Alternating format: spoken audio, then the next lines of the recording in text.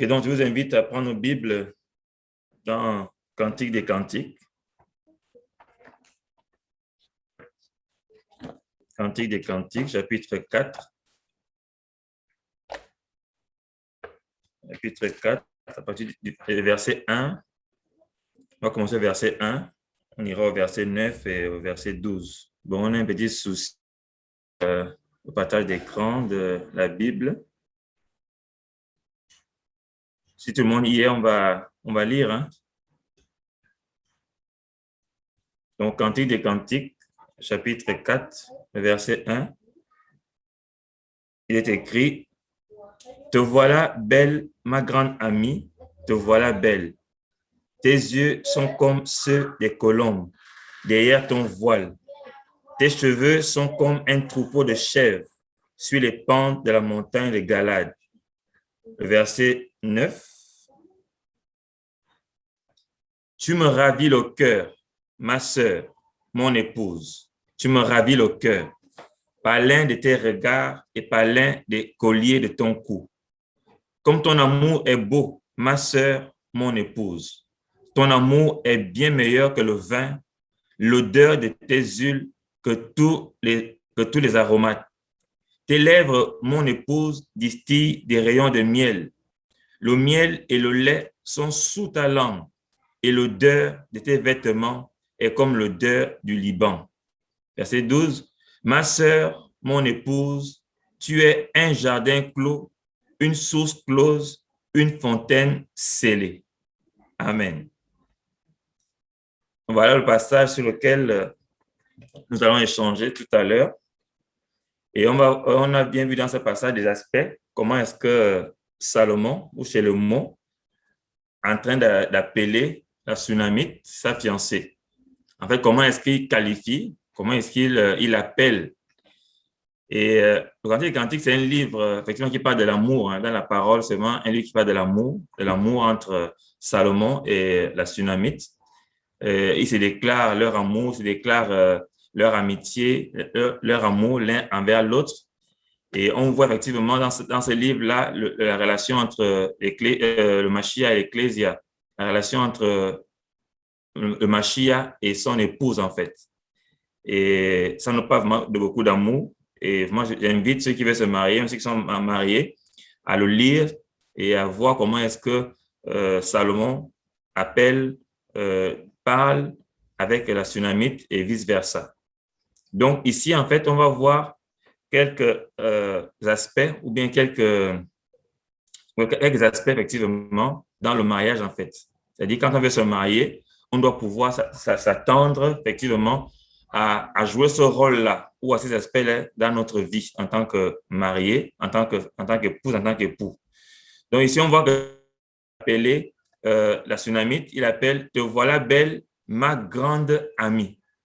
Ma grande amie. Donc, ici, en fait, ils sont fiancés, c'est vrai, mais ici, on voit que Salomon commence à appeler la Sunamite sa grande amie. Donc, on va parler de l'amitié déjà dans le mariage. Dans le mariage, effectivement, il y a l'aspect d'amitié. Et lorsque je me prépare à me marier, je dois pouvoir accepter que mon fiancé, ma fiancée, mon époux, mon épouse est d'abord ma grande amie ou mon grand ami. Donc, il y a l'aspect de l'amitié dans le mariage. On ne peut pas être uni avec une personne sans pourtant être son ami. La première personne à qui je dois me confier en tant que marié, même en tant que fiancé déjà, c'est mon époux, c'est mon épouse. Donc, l'amitié. Et quand on parle d'amitié, c'est qu'on s'ouvre. Quand on parle d'amitié, on voit quelqu'un avec qui on s'entend, quelqu'un avec qui on parle de tout et de rien, avec qui on partage de tout, avec qui on parle en fait, qu'on échange. Il n'y a pas de secret. On aime sa présence. On aime être avec cette personne-là. C'est ça l'ami. C'est ça l'amitié en fait. Donc, il n'y a pas de tabou en fait.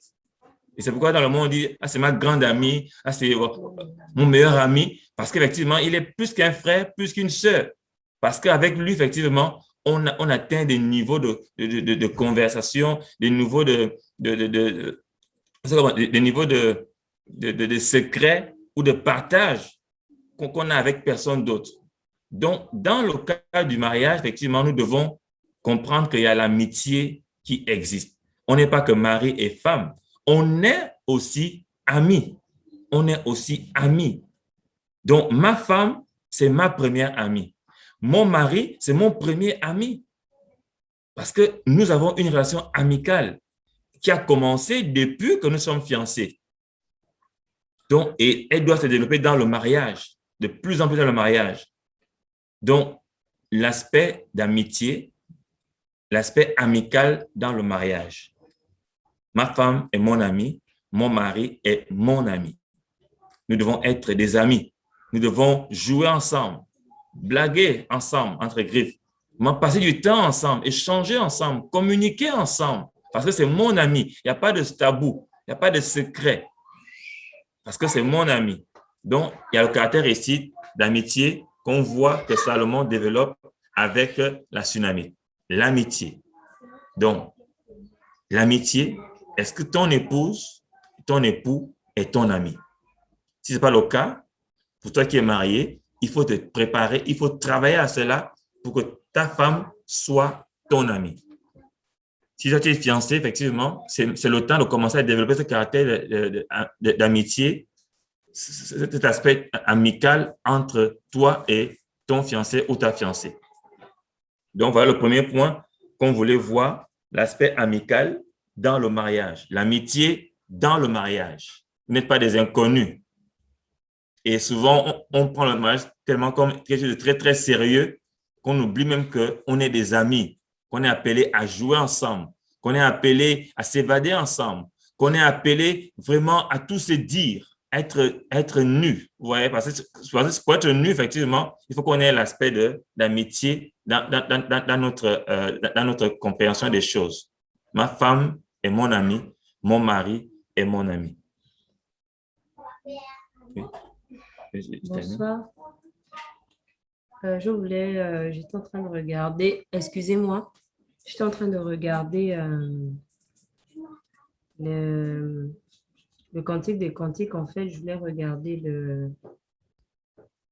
la définition de l'ami, en fait. Parce que moi, j'aime bien aller regarder dans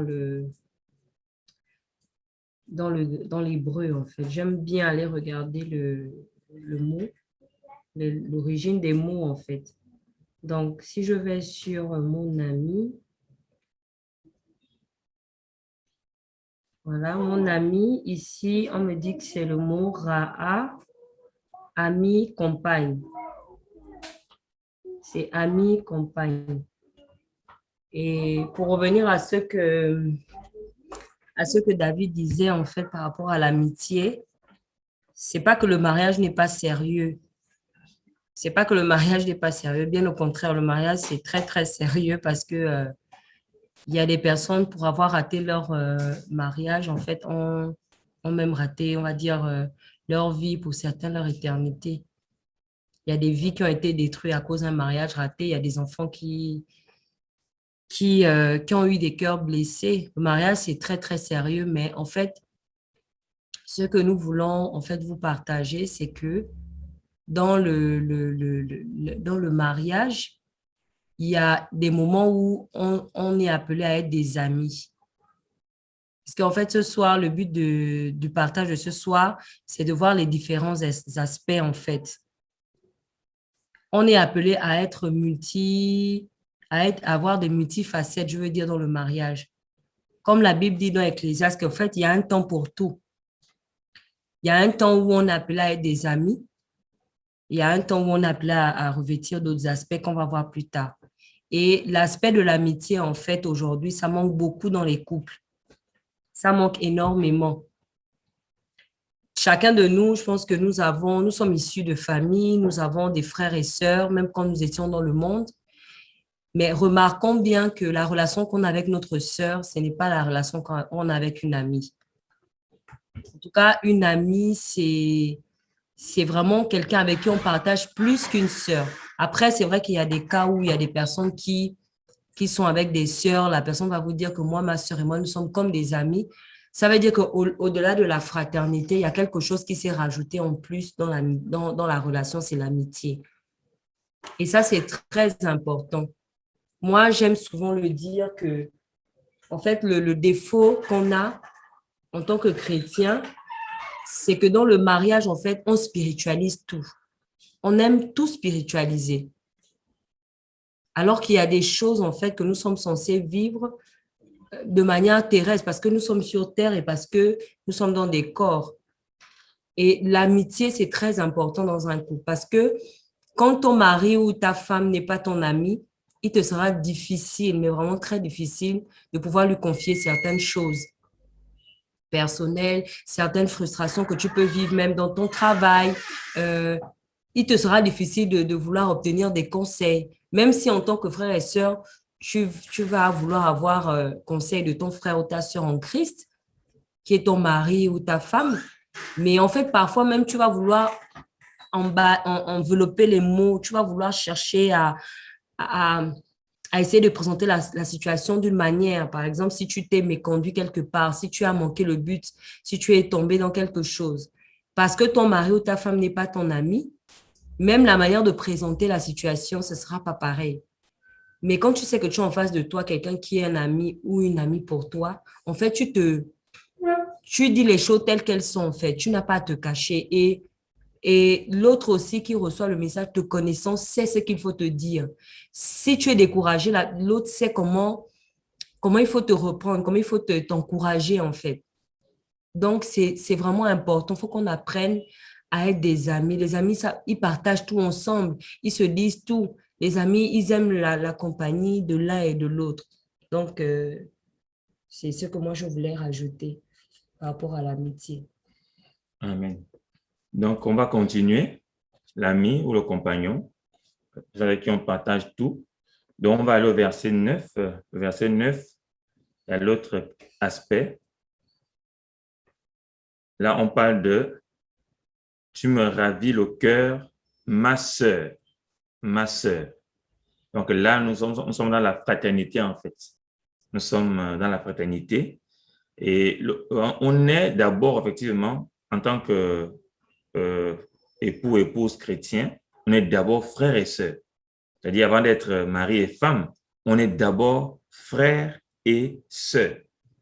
Et effectivement, dans le mariage, on doit beaucoup travailler sur cet aspect de fraternité, en fait. Parce que je prends un exemple. Lorsqu'on est avec des frères et des sœurs, comment est-ce qu'on se comporte? Qu'est-ce qu'on dit aux frères? Qu'est-ce qu'on dit aux sœurs? Parce qu'il y a des fois dans le mariage, effectivement, on oublie cet aspect-là. Et on est souvent prêt à sortir des mots, à poser des actes envers son frère, envers sa sœur, des actes qui ne devraient même pas se poser. Mais tu les poses en tant que mari, en tant qu'épouse, et tu oublies d'abord que c'est ton frère, c'est ta sœur, que c'est une fille, un fils d'Élohim. Donc, dans le mariage, on est d'abord aussi frères et sœurs. Et nous devons nous comporter comme tels. Quel que soit le problème que nous avons, on doit l'aborder d'abord comme étant des frères et des sœurs. Que dit la parole? Comment la parole nous recommande de voir telle situation que nous traversons? Parce que si on n'a pas cet arrière-plan-là de frères et sœurs, on va en fait, on va se borner sur ce qui me fait mal à l'instant T et je vais commencer à répondre à mon frère, à ma sœur d'une façon qui n'est pas normale, qui n'est pas recommandée par le Seigneur. Parce qu'on va oublier qu'attention, c'est mon époux, c'est vrai, et c'est peut-être mes conduites, mais en retour, lorsque je vais répondre, je dois répondre avec un caractère de frère et de sœur. Parce que si j'oublie ça, en fait, je vais porter la correction sans amour. Je vais porter la remarque sans amour parce que peut-être je suis blessé et je voudrais rendre en retour la blessure que j'ai reçue de la part de mon frère ou de ma soeur. Donc, vraiment, dans le mariage, on doit beaucoup travailler l'aspect de fraternité entre nous. C'est d'abord ma soeur, c'est d'abord mon frère. C'est le fils d'Élohim ou la fille qui m'a confié. Et lorsque moi, dans ma relation avec mon frère, avec ma soeur, je dois faire attention pour ne pas blesser mon frère, pour ne pas vexer mon frère, parce que c'est un membre du royaume. Et je dois veiller parce qu'en tant que membre du royaume, tout ce que je lui dirai, en fait, pourra faire en sorte que le royaume de notre Père prenne un coup. Parce que si des frères et sœurs, on n'est pas unis, si on est en tension dans le couple, en tant que frères et sœurs, si on est en tension, le royaume des cieux prend un coup, l'Église prend un coup, parce que la famille, c'est la base de la société, c'est la base de l'Église. Donc, si nos rapports ne sont pas des rapports fraternels entre frères et sœurs, entre mari et femme, eh bien, malheureusement, on aura des situations qu'on ne pourra pas régler parce qu'on se voit comme époux, comme épouse. Parce que quand ton frère te vexe, bien te blesse, tu vas prendre la parole pour le corriger, ou bien pour le gagner. Et ce comportement, on doit l'avoir dans le mariage. C'est mon frère, c'est ma soeur. Il s'est méconduit, c'est vrai, mais que dit la parole? La parole me demande de pardonner, de chercher la paix. Et je vais aller vers mon frère, vers ma soeur pour chercher la paix. Alors que si je n'ai pas cet arrière-plan-là, je vais rester, en fait, je vais rester borné sur ce qu'il m'a fait et que je n'ai pas aimé, qui m'a blessé. Et j'oublie que là, je suis devant mon frère, je suis devant ma soeur. Et que lorsque entre frères et sœurs, on a des problèmes, on prend la parole pour résoudre le problème ou le différent. Mais si on ne le fait pas, on passe à côté. Et voilà comment un problème qu'on pouvait régler facilement en tant que frère et sœur va perdurer du fait qu'on n'a pas ce retour, on n'a pas ce recul en tant que frère et sœur et qu'on prenne la chose comme frère et sœur.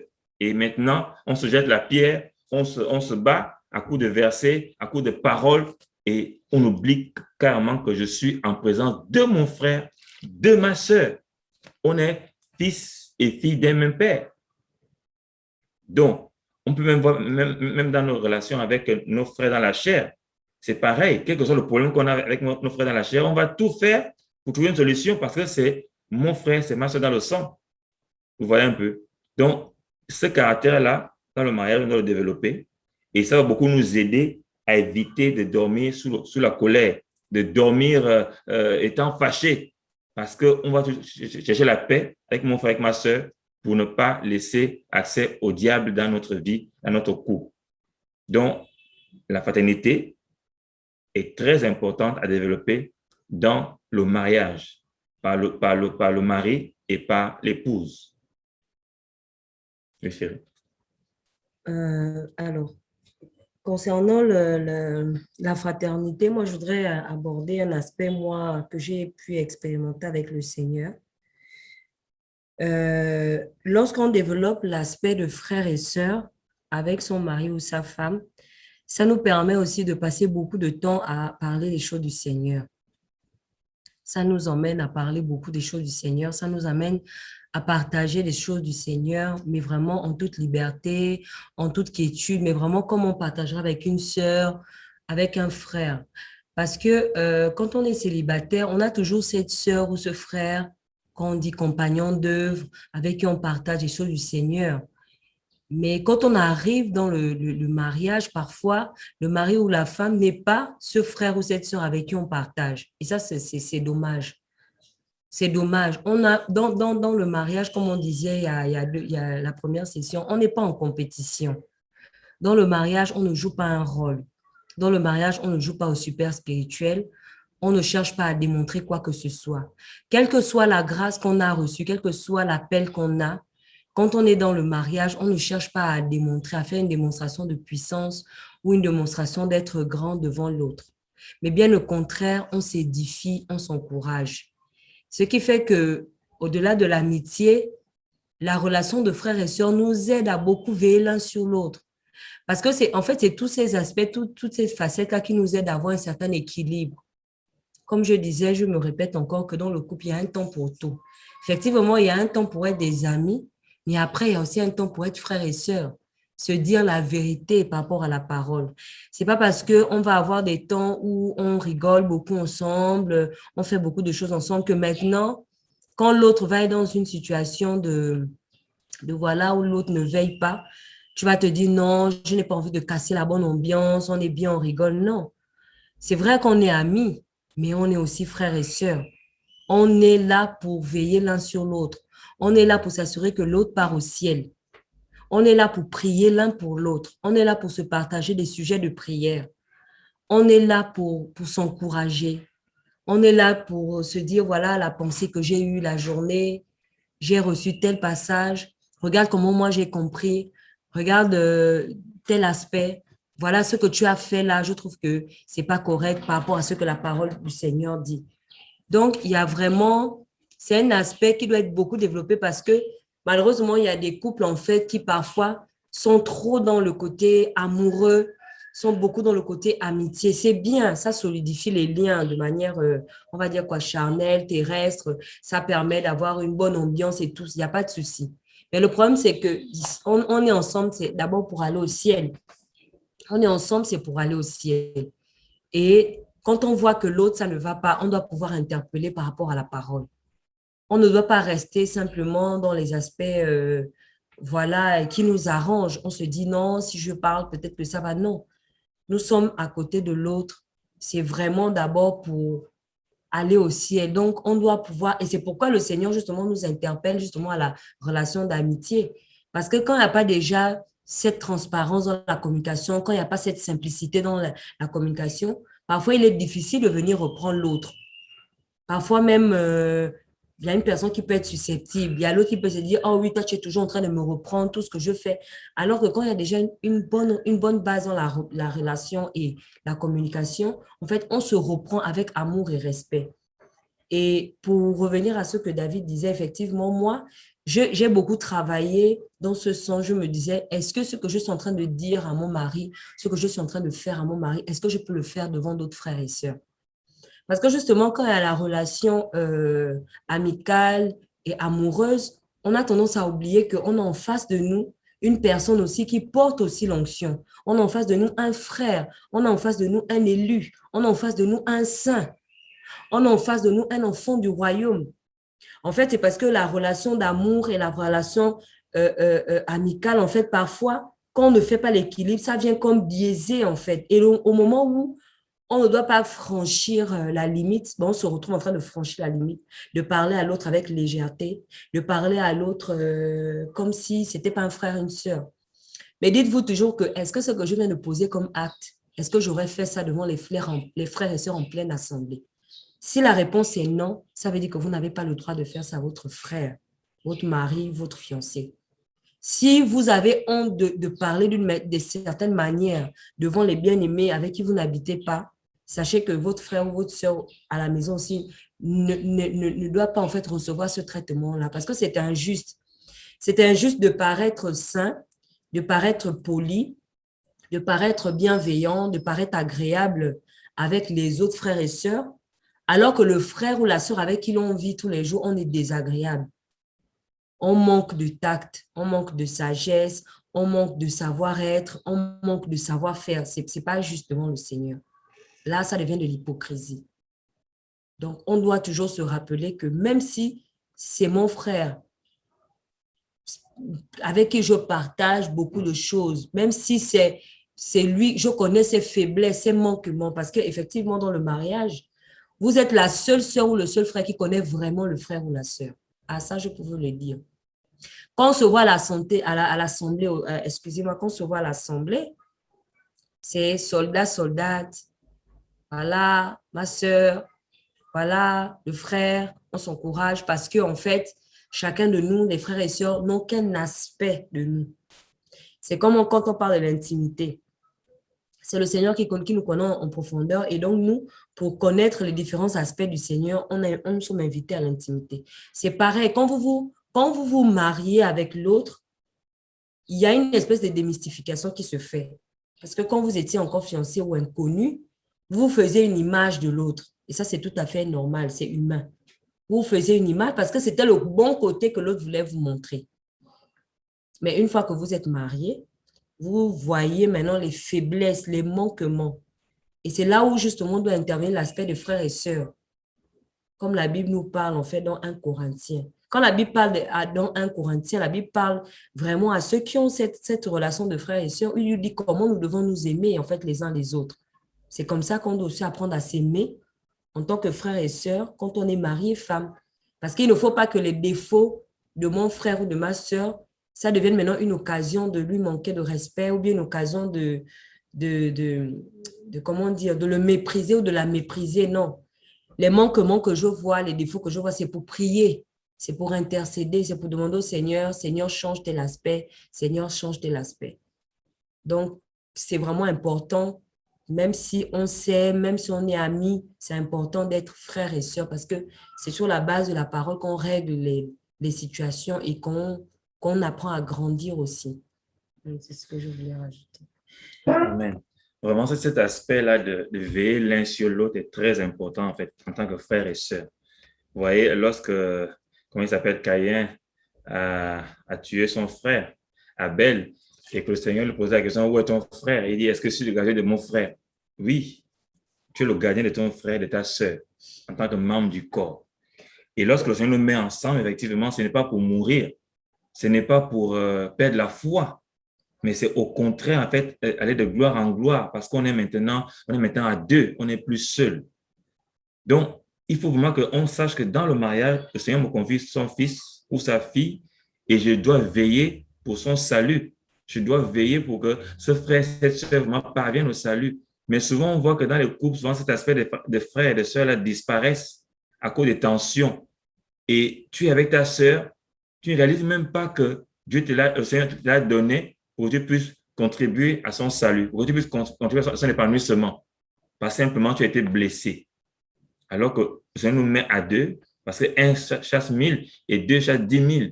Il nous met à deux pour grandir, pour progresser, pour vraiment arriver à l'image parfaite de Christ, en fait. C'est ça aussi le rôle du mariage, nous tailler, nous façonner, nous préparer pour les noces.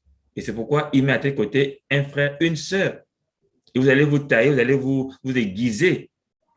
Mais parce que vous êtes frères et sœurs, vous pouvez vous pardonner, vous pouvez effectivement faire table rase et recommencer à zéro quand ça ne va pas. Mais si vous n'êtes pas frères et sœurs, ben, ce sera compliqué de pardonner et de repartir à zéro lorsque tout va mal.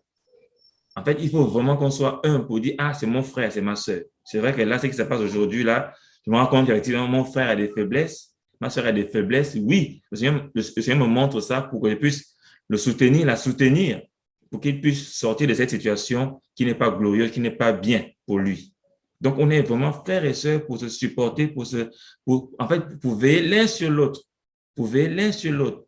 Parce que nous voulons aller au ciel. Le but, c'est le ciel. Notre mariage terrestre a pour but de nous amener, en fait, entre autres, doit nous aider à aller au ciel, doit nous aider à nous préparer pour le ciel. Mais si dans notre mariage, on oublie que j'ai en face de moi, à côté de moi, mon frère, ma soeur, et comme tel, il a des faiblesses, il a des défauts, donc là, on va sortir. Parce qu'il y a beaucoup, effectivement, quand on est fiancé, on montre le bon côté, comme Chéral l'a dit, on montre le bon côté, les faiblesses, on ne montre pas trop. Maintenant, quand on est marié, on dit, waouh, on découvre effectivement qui est l'autre. Malgré qu'il soit frère, qu'il soit sœur, il y a quand même des faiblesses encore qui sont là. Et le Seigneur veut qu'on travaille à cela. Donc, on ne doit pas être comme tomber de nuit pour dire, oh non, tu es comme ça. Oui, il est comme ça. C'est un frère, c'est une sœur. Mais l'amour que j'ai pour lui, en tant que mon époux, doit m'emmener à l'aider, à le soutenir, à prier pour lui, à l'encourager, à l'exhorter. Parce qu'il doit sortir de cette impasse-là. Il faut qu'il soit purifié par rapport à cette saison qu'il vit.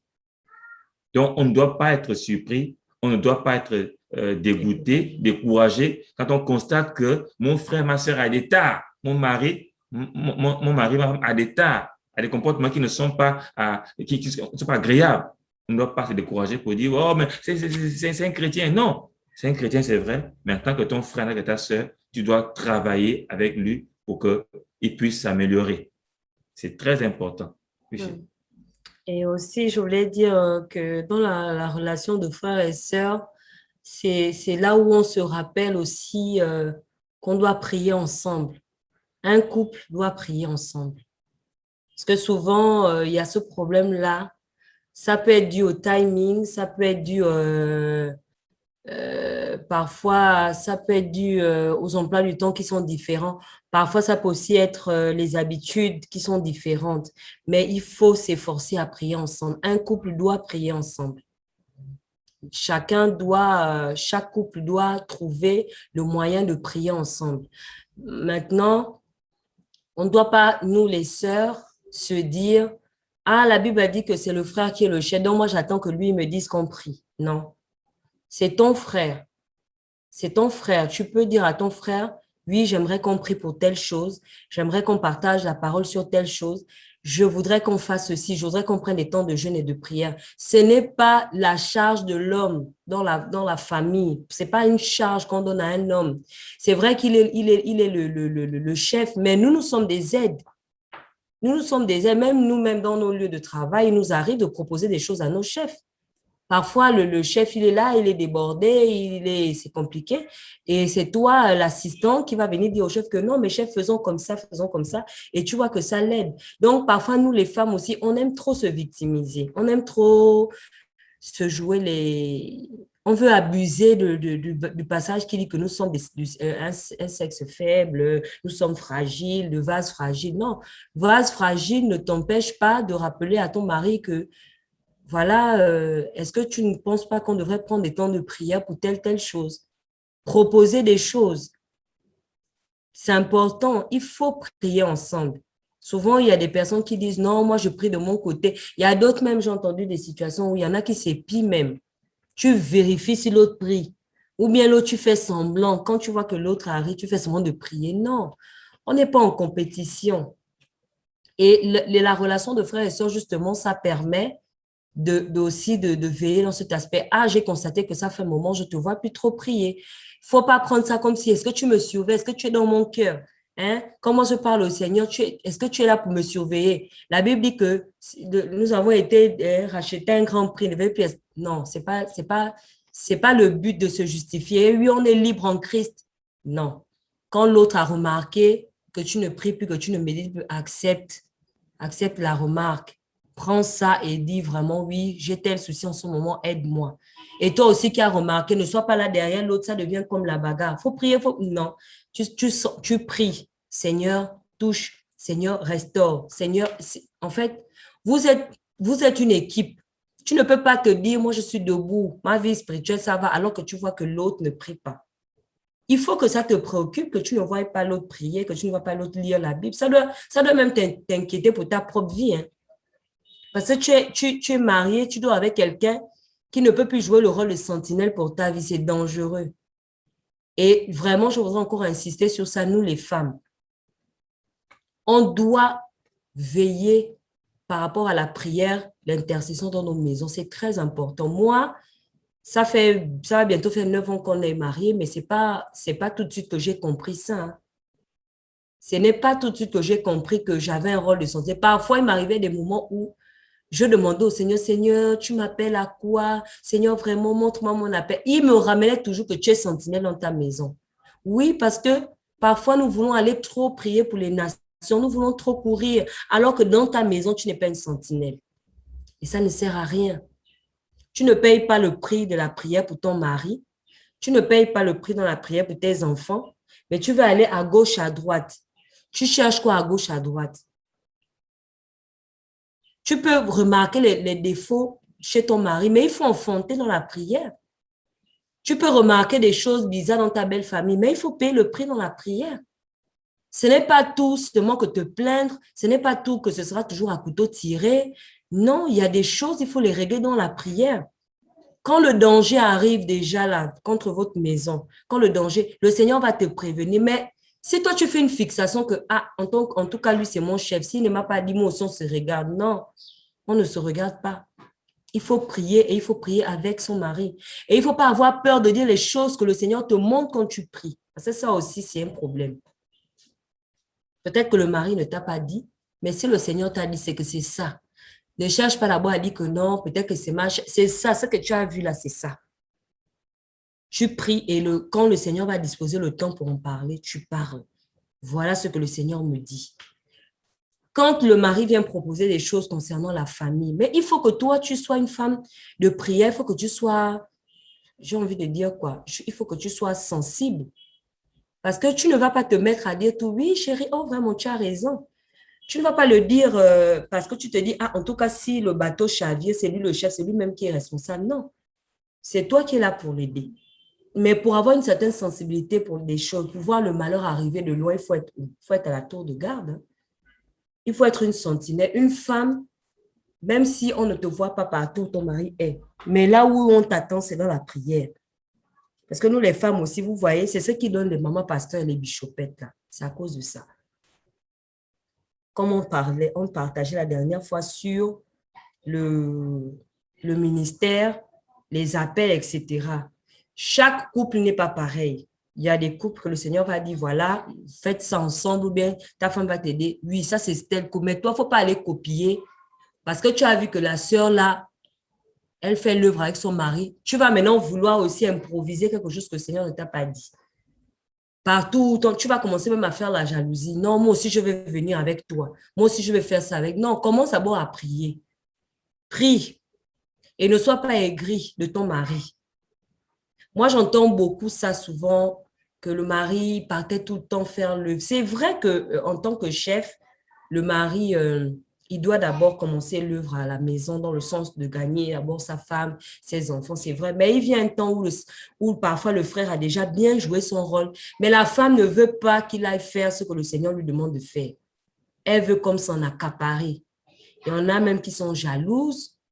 Il y a d'autres sœurs aussi qui elles sont possessives. Dès que le mari veut sortir, elle commence déjà à dire non, non. Il y a d'autres aussi qui sortent les fausses prophéties. Il y a d'autres aussi qui sont attaqués par des esprits de peur. Parfois, tu as peur pour rien. Moi, pour vous faire un témoignage, mon mari devait aller un jour quelque part avec des frères. J'ai commencé à angoisser. Je ne comprenais même pas pourquoi j'angoissais. J'angoissais et ne sachant pas comment lui dire que, en fait, je ne veux pas que tu partes, j'ai commencé à lui dire oui, mais on n'a pas encore fait telle chose, on n'a pas fait les courses, on n'a pas fait ceci, on n'a pas fait. J'ai commencé à. C'était du chantage émotionnel parce que dans mon cœur, je ne sais pas, j'étais angoissée. Et vraiment, heureusement que le Seigneur lui avait donné la sensibilité. Quand il m'a dit après, je dois partir, j'ai dit non, je n'ai pas la paix. Il m'a dit, le Seigneur est avec nous. Quand il a dit ça, c'est comme si on m'avait versé de l'eau. Vous voyez, quand tu dors et puis on te verse de l'eau, tu te réveilles. Je dis, oh. Je dis, mais c'est vrai, pourquoi depuis hier je suis angoissée? En fait, c'est ça. Parfois, nous les femmes, on développe des peurs parce que ton mari sort, tu commences déjà à penser qu'il va aller faire l'accident. Il faut veiller dans la prière. Il faut veiller dans la prière. Sinon, tu vas aussi empêcher ton mari d'exceller, d'avancer dans ce dont quoi le Seigneur l'a appelé. Parce que tu vas vouloir t'accaparer, tu vas vouloir toujours qu'il reste là à côté de toi. Alors que le Seigneur l'attend à aller faire des choses et d'autres. Donc, vraiment, les femmes, nous sommes appelées à être des femmes de prière. Quand nous prions, ça va très bien dans nos maisons. Quand nous prions, ça va très bien dans nos maisons. On arrive à gérer les conflits, on arrive à gérer les situations. Mais quand on ne prie pas, c'est la catastrophe. Vraiment, c'est la catastrophe. Quand vous priez ensemble, moi, je me rappelle, quand on venait de se marier, peut-être 1 an ou 2 ans, le Seigneur nous avait dit de prendre un temps de jeûne et de prière pendant 1 mois. On a pris un temps de jeûne et de prière, 1 mois. On a prié, jeûné, prié tous les jours. À peine on terminait le jeûne, une situation était arrivée, on a dit, Seigneur, mais si tu ne nous avais pas fortifiés pendant ces temps, comment on allait faire pour résister au vent qui souffle là? Donc, il faut vraiment privilégier le culte familial. Le culte familial, c'est ça en fait, c'est la relation de frères et sœurs. On s'assoit en famille, ceux qui ont les enfants, on partage la parole, on donne la parole à tous les membres, ceux qui ont à cœur de parler, que ça soit papa, que ça soit maman, que ça soit les enfants, chacun a son mot à dire. Papa ne joue pas au super bishop, maman ne joue pas la super prophétesse, on ne joue pas des rôles, on est en famille, on partage la parole. Et vraiment, c'est cette relation de frères et sœurs qui va vous aider à vous battre pour trouver le bon timing. Parce que souvent, on a ce problème en tant que couple. On n'arrive pas. Il y en a, ils préfèrent prier le matin. Il a prié pendant des années le matin. L'autre, elle a prié pendant des années le soir. Quand je dis prier, c'est vraiment prendre des temps, quoi. Donc, quand vous vous mariez, parfois, c'est moi, non, moi, je veux qu'on fasse ça là. On commence, après, ça s'arrête, on change. Mais il faut persévérer, c'est ce que vous allez trouver la bonne stratégie pour prier ensemble.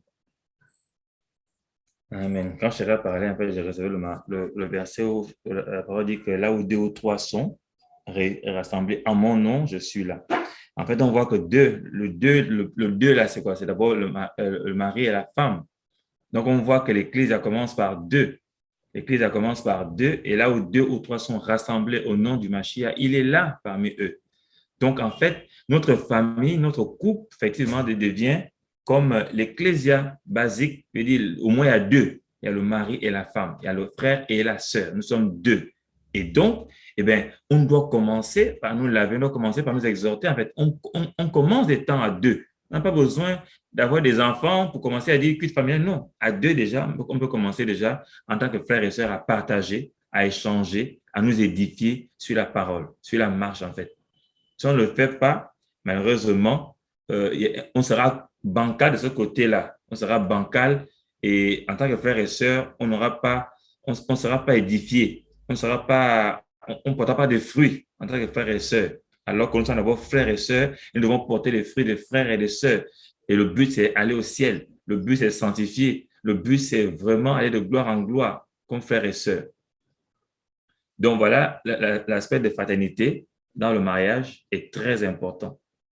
Et même en tant que mari, en tant que femme, je dois pouvoir prier tous les jours pour ma femme, pour mon mari. C'est vrai que c'est compliqué, mais je dois prier pour ma femme et mon mari tous les jours. Parce qu'en tant que frères et sœurs, on doit prier les uns pour les autres. Donc, il faut que je puisse prier tous les jours pour mon époux, pour mon épouse. Parce que c'est mon frère, parce que c'est ma sœur. Et je veux son bien. Mais souvent, Satan passe à l'autre et dit, non, toi aussi, non, la sœur est, non, c'est bon, elle est parfaite. Le frère, il est parfait. Non. Le Seigneur Yahushua avait dit à ses disciples, venez et priez, veillez et priez avec moi. Il avait besoin de la prière de ses disciples. Lui, le roi des rois, le Seigneur avait besoin de la prière de ses disciples. Donc, imagine maintenant, toi, tu as besoin de la prière de ton époux, qui est ton frère, de ton épouse, qui est ta sœur.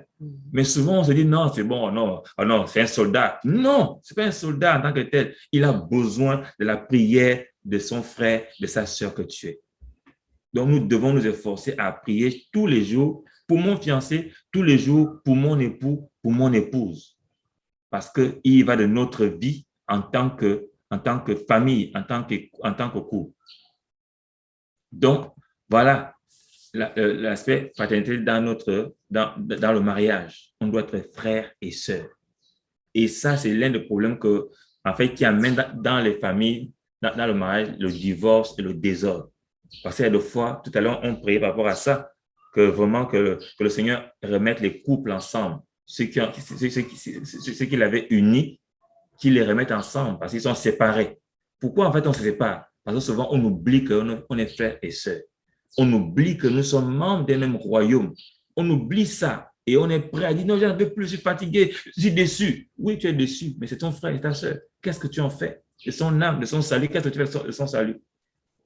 Et c'est parce que tu es blessé depuis des années que maintenant tu le livres à Satan, tu l'exposes à la mort? Non. Mais comme c'est ton frère, tu vas persévérer pour qu'il soit gagné au Seigneur, pour qu'il soit sauvé. Mais quand tu oublies l'aspect des frères là, tu es prêt à en découdre, tu es prêt à l'abandonner, tu es prêt à le laisser parce que tu dis qu'en tout cas, il le mérite. Non, c'est ton frère, c'est ta sœur, il a besoin de ton amour, de ton assistance, de ta prière pour avancer avec le Seigneur. Donc, voilà un peu l'aspect de fraternité dans le mariage. L'autre aspect, effectivement, on voit plus loin qui dit, on est au verset 9, tu me ravis le cœur, ma sœur, mon épouse, tu me ravis le cœur par l'un de tes regards et par l'un de tes colliers de ton cou.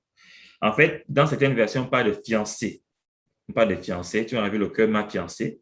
Et ici, on a préféré traduire parce que le mot qui est traduit par fiancé, c'est le même également que pour épouse.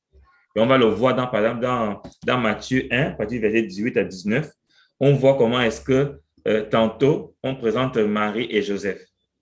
Et tantôt, on parle d'époux, tantôt, on parle de fiancés. Et je voudrais un peu parler par rapport à cet aspect-là, Matthieu 1, 18 à 19. OK. Or, la naissance de Yahushua Mashiach arriva de cette manière. Myriam, sa mère, ayant été fiancée à Joseph, se trouva l'ayant dans le ventre par l'Esprit Saint, avant qu'ils n'aient vécu ensemble.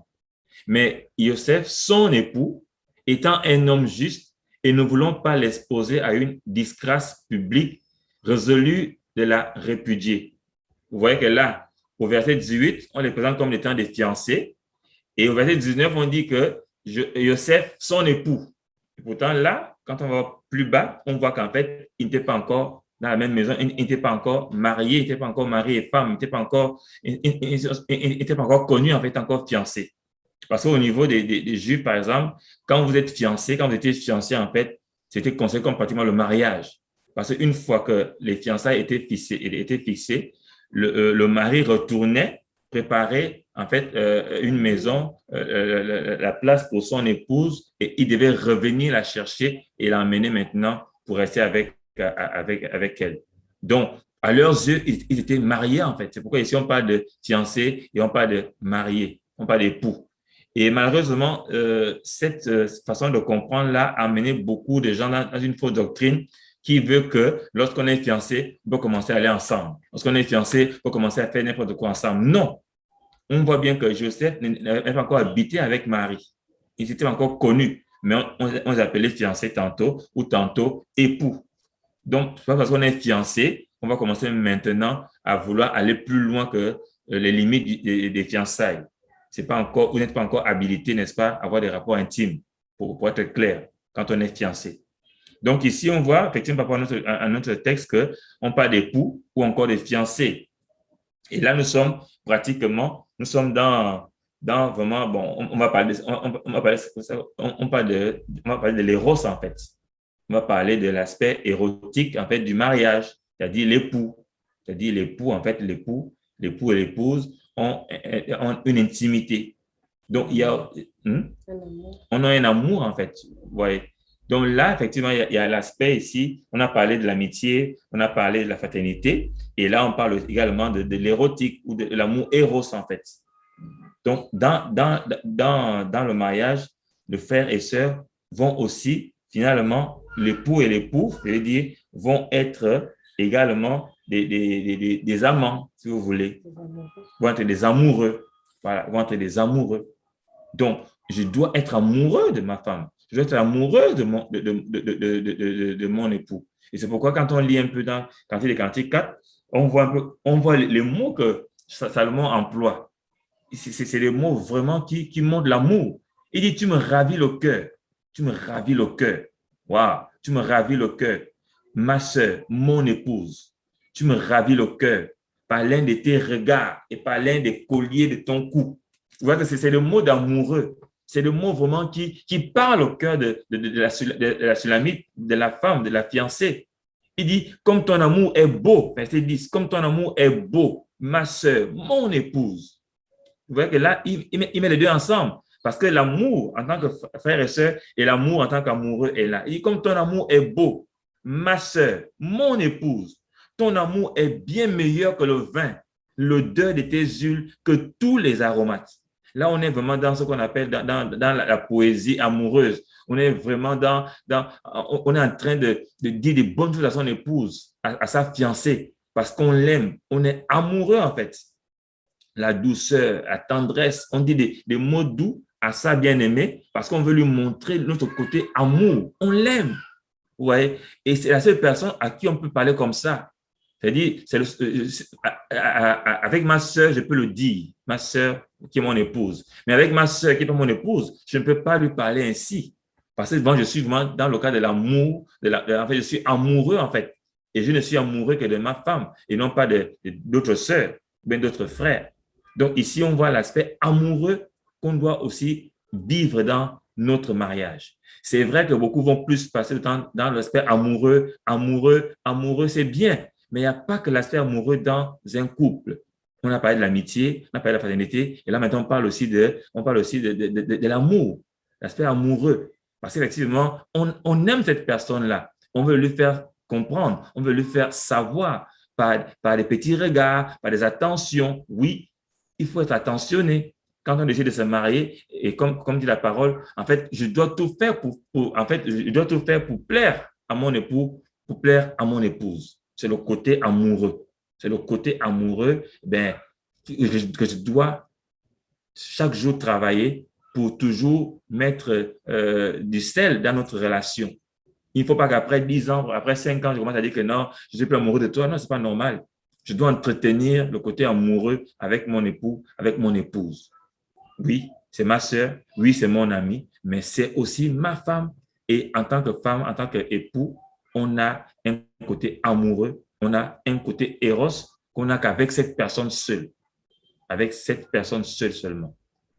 Donc, vous voyez, c'est pourquoi quand on lit comment Salomon parle à Sulamite, on voit que waouh, c'est vraiment des paroles, waouh, c'est des belles paroles. Et ce n'est pas des flatteries, c'est vraiment des choses qu'il pense et qu'il veut faire savoir à sa bien-aimée. Verset 11, tes lèvres, mon épouse, distillent des rayons de miel. Waouh! Ça veut dire qu'effectivement, quand elle parle, le miel et le lait sont sous ta langue. Là, c'est aussi un aspect que je vais évoquer, frères et sœurs. La langue. Qu'est-ce qui est sous notre langue? Quand tu parles à ton mari, quand tu parles à ta femme, qu'est-ce qui se dégage? Est-ce que c'est le miel? Est-ce que c'est le lait? Ou bien c'est des choses amères? Ou bien est-ce que c'est des choses qui font mal? Est-ce que c'est des choses qui blessent? Quand tu parles à ton frère, à ta soeur, à ton ami, à ton époux, qu'est-ce qu'il reçoit comme parole? Et si Salomon dit que tes lèvres distillent des rayons de miel, wow, ça veut dire qu'en fait, tout ce qu'elle dit, c'est des choses qui font du bien. Le miel et le lait sont sous ta langue. C'est-à-dire quand elle parle, c'est des belles paroles, c'est des bonnes paroles, c'est des paroles qui font du bien. Il dit, et l'odeur de tes vêtements est comme l'odeur du Liban. Voilà. C'est-à-dire également, l'aspect extérieur aussi est important. Je veux me marier, je ne dois pas être, comment dire ça, me négliger. Non. Ce n'est pas pour séduire ma fiancée, mon fiancé, non. Mais il ne faut pas que je dégage une odeur qui n'est pas bien à côté de ma bien-aimée. Il ne faut pas que j'indispose ma bien-aimée. Donc, je dois prendre soin de mon corps. Je dois prendre soin de mon extérieur aussi. Je dois me parfumer. Je dois prendre soin de moi, en fait. Donc, on ne doit pas se négliger parce que c'est mon frère, parce que c'est mon ami. Non. Je dois prendre soin de mon aspect extérieur également pour ne pas incommoder, pour ne pas gêner ma bien-aimée ou mon bien-aimé. Et on voit clairement que ici, Salomon le dit, il dit que l'odeur de tes vêtements est comme l'odeur du Liban. Verset 12, ma sœur, mon épouse, tu es un jardin clos, une source close, une fontaine scellée. Le jardin, c'est un lieu de paix. C'est un lieu paisible, c'est un lieu où il y a de belles choses, c'est un lieu où on se repose, c'est un lieu où la vue est agréable. Et on voit que Salomon ici dit, ma soeur, mon épouse. En fait, il n'arrive pas à, il les met ensemble. Il dit, ma soeur, mon épouse, ma soeur, virgule, mon épouse. Donc pour lui, vraiment, sa femme et sa soeur est son épouse. Il dit que tu es un jardin clos, une source close, une fontaine scellée. Waouh! Et c'est des paroles que nous devons dire à nos bien-aimés. Nos sœurs, l'homme et la femme n'ont pas le même fonctionnement. Nous ne sommes pas pareils. Nous, les hommes, on est plutôt général. On est plutôt généraliste, en fait. Mais la femme est dans le détail. Donc, les mots, ça ne nous dit rien en tant que tel. Mais les femmes ont besoin des mots. Elles ont besoin d'entendre ces paroles-là qui les valorisent, ces paroles-là qui les estiment, ces paroles-là qui affirment encore notre amour pour elles. Et c'est pourquoi le Seigneur dit, et vous, maris, aimez vos femmes. Pourquoi est-ce qu'il n'a pas demandé aux femmes d'aimer leur mari? Parce que la femme, de façon naturelle, aime. De façon naturelle, la femme, déjà, elle est amoureuse, en fait. Mais nous, les hommes, souvent, on a un souci avec l'amour. C'est pourquoi vous allez voir des hommes qui sont à gauche, à droite, et en fait, leurs cœurs sont donnés à gauche, à droite. Mais le cœur de la femme ne va pas être séduit comme ça. Hein. La femme, quand elle aime, elle aime. Alors que nous, souvent, les hommes, on a un souci avec l'amour. Souvent, on se dit, j'aime, mais tu ne peux pas aimer 4, 5, 6 femmes en même temps. Mais on voit des hommes qui sont polygames en se disant que je vous aime tous au même niveau. Parce qu'en fait, nous, on a un souci avec l'amour. Donc, pour dire clairement qu'en tant que couple, en tant que frère et sœur, en tant qu'époux, on doit pouvoir être amoureux. On doit pouvoir poser des actes d'amour. On doit pouvoir réellement parler au cœur de nos épouses. On doit parler au cœur de nos époux. C'est important. C'est important. On doit leur dire combien elles sont belles, combien elles sont sensibles, combien elles sont radieuses, combien nous les aimons. Ça, c'est le côté amoureux dans le couple, le côté amoureux dans la relation, dans la famille. Et il est également important à jouer. Il faut qu'on joue ce rôle-là d'amoureux dans la famille, dans le couple. Donc, voilà, c'est l'avant-dernier point, effectivement, qu'on voulait développer sur l'amour, sur l'aspect amoureux de l'époux et de l'épouse. Nous devons être amoureux l'un de l'autre. Et nous devons tout faire pour que cet amour-là ne disparaisse. On doit prendre soin de cet amour-là. On doit prendre soin de cet amour. Parce que c'est lui qui nous gardera jusqu'au bout. Lorsque ce que j'aime chez ma femme, peut-être physiquement, commence à disparaître, il faut que l'amour, cet amour-là, reste intact jusqu'au bout. Et que je ne sois pas tenté à aller chercher ailleurs, aller voir ailleurs, les regarder ailleurs. Donc, je dois travailler à toujours aimer mon époux, à toujours aimer mon épouse, que cet amour soit gardé intact. Intact par des cadeaux, par l'attention, par la présence, par l'écoute. Oui, c'est important. Nous devons entretenir notre amour. Notre aspect amoureux doit être entretenu.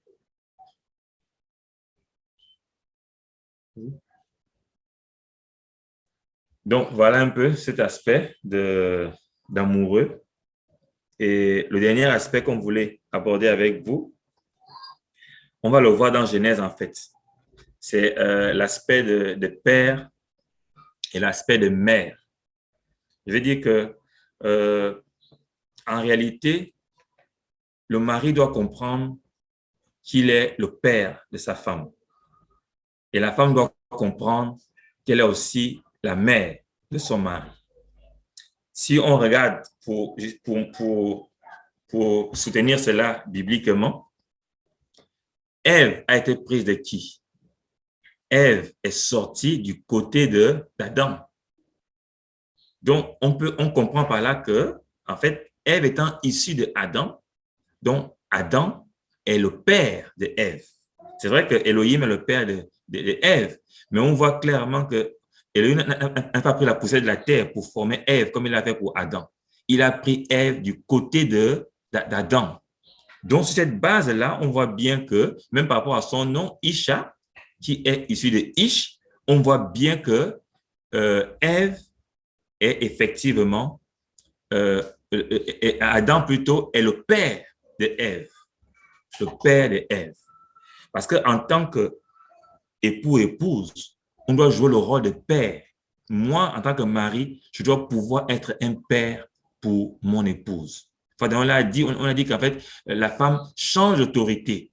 Elle quitte l'autorité de son père pour entrer sous l'autorité de son mari. Donc, en tant qu'autorité, en tant que père, je dois jouer le rôle de père dans mon épouse. Et c'est pourquoi on va voir plus loin qu'en fait, Sarah appelait son mari mon Seigneur, pour montrer en fait la dimension de père en fait que Sarah voyait dans son mari.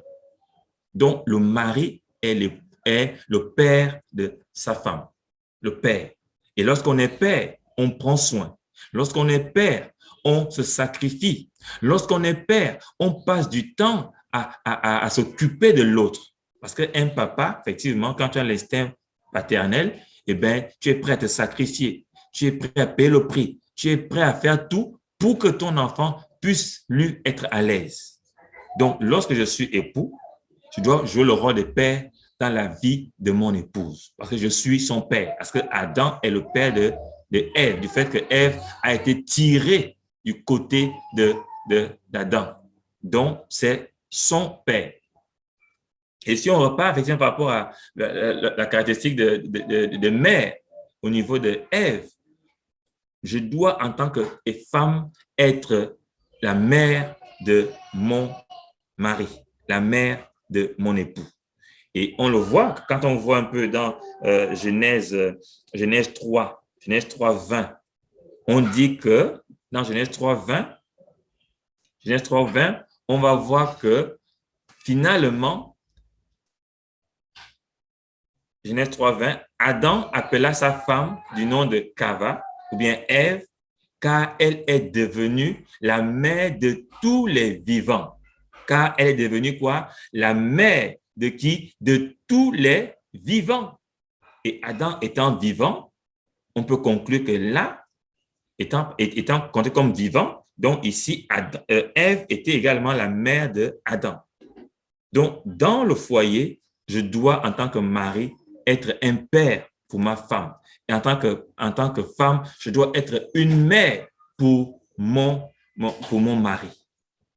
Vraiment, je veux qu'on comprenne, quand je parle de père et de mère, ce n'est pas que je suis plus grand, Ce n'est pas que, non, c'est vraiment dans le comportement. C'est vraiment dans l'attitude, comment un père se comporte, comment est-ce qu'une mère se comporte.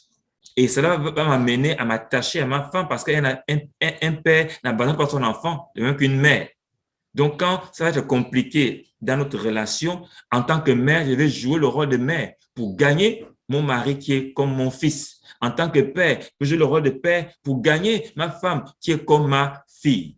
C'est vraiment l'aspect que je vais faire ressortir ici. L'aspect de père et de mère que je vais jouer dans le rôle de ma femme, dans le rôle de mon époux. C'est très important parce que un père veille, un père prend soin, un père paie le prix. Et je dois pouvoir jouer tous ces rôles-là dans la vie de ma femme parce qu'elle est ma fille, parce que je suis son père. Je suis son père, voilà. Et en tant que mère, je vais pouvoir, la mère également paie le prix. La mère se sacrifie, la mère se donne, la mère est prête à tout pour le bien de son fils. Donc, en tant que mère, je dois faire cela pour la vie de mon mari, parce que je suis sa mère. Donc, voilà un peu les aspects qu'on voulait voir avec vous ce soir par rapport au rôle de l'un et l'autre dans le mariage. On a vu l'amitié, on a vu la paternité, on a vu l'aspect amoureux et là, on vient de voir l'aspect paternel et maternel que l'un et l'autre doivent jouer dans la vie de l'autre. Et c'est des points qu'on va devoir, je dis ça comme ça, expérimenter ça au quotidien. On va devoir expérimenter cela au quotidien dans notre vie. Et un père prie pour ses enfants. Et là, ça revient encore. En tant que mari, je dois prier pour mon épouse. Une mère prie pour ses enfants. Et en tant que femme, en tant qu'épouse, je dois prier pour mon mari. Vous voyez que le père est patient, la mère est patiente. Ils sont remplis de compassion, ils sont remplis vraiment d'amour, ils supportent. Et je dois jouer ce rôle-là en tant qu'homme, en tant que père dans la vie de ma femme, en tant que mère dans la vie de mon mari. Et ce sont des choses qui vont faire en sorte que notre relation, notre famille soit de plus en plus soudée parce que nous portons différentes casquettes, nous jouons différents rôles dans la vie de l'un et de l'autre. Et en fait, au moment donné, on se rend bien compte que, eh bien, on est unis. On est vraiment plus deux, on devient un. Et on se rend bien compte que la vie de l'autre m'intéresse à tout point. Et à tout moment, je dois savoir comment, qu'est-ce que, par rapport à ce que nous vivons maintenant, je dois jouer quel aspect, je dois faire sortir quel aspect dans mes multiples fonctionnements. Je dois être quoi? Ami? Je dois être quoi? Frère? Sœur? Je dois être quoi? Amoureux? Je dois être quoi? Père ou mère? Il faut vraiment que dans notre relation, dans notre vie de famille, ces aspects-là, on puisse savoir quand je joue le rôle de père, c'est-à-dire l'autorité. Je dois être une autorité pour ma femme. À quel moment je dois le faire? Ma femme doit être une mère pour moi. À quel moment elle doit le faire? Et quand elle porte l'autorité de mère, moi, en tant qu'époux, il ne faut pas que je commence à dire, ah, femme, soyez soumise. Non, parce que là, elle est en train de jouer son rôle de mère dans ma vie. Donc, il faut bien qu'on comprenne des choses et qu'on laisse seulement la parole nous emmener à rentrer dans le mariage. Parce que si on ne fait pas le tour de tous ces points-là, à un moment donné, on va être buté et on va tourner en rond parce que je refuse que ma femme soit ma mère, alors que le Seigneur lui donne ce droit-là de jouer son rôle de mère dans ma vie. Ou bien je refuse que ma femme soit mon amie, alors qu'elle a droit, elle doit jouer ce rôle dans ma vie. Ou je refuse que ma femme soit elle soit une aide dans la prière, dans l'appel ou bien dans la vision que le Seigneur m'a donnée.